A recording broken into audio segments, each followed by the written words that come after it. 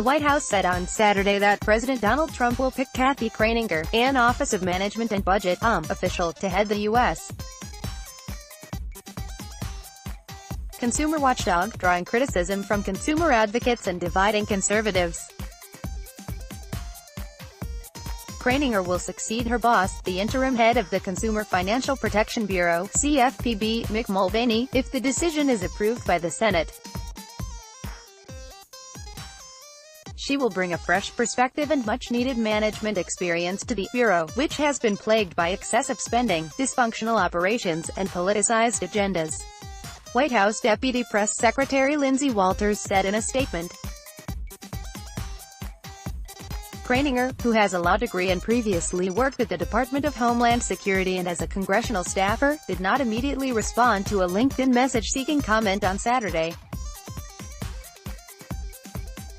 Trump appointed Mulvaney, who also runs the where he works closely with Kraninger, as temporary head of the CFPB in November to replace Richard Cordray, an appointee of former President Barack Obama. During his 6 months at the helm, the former Republican congressman has overhauled the agency, which was conceived to stamp out abusive lending after the 2007 to 2009 financial crisis, restructuring departments, shelving new regulations, and dropping cases against payday lenders. At the Kraninger has worked on financial policy issues for the CFPB, Treasury, and other regulators, and has extensive experience managing large teams in government, according to one person with direct knowledge of her role.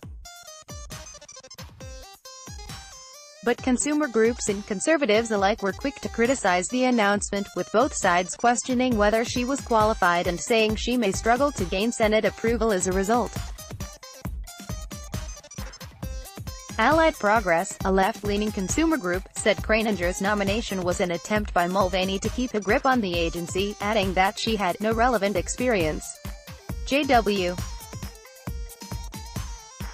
Barrett, an associate professor at the George Mason University Antonin Scalia Law School and financial regulation expert, said in an email that Kraninger was regarded in conservative Republican circles as very smart, but he also pointed to her lack of consumer finance experience.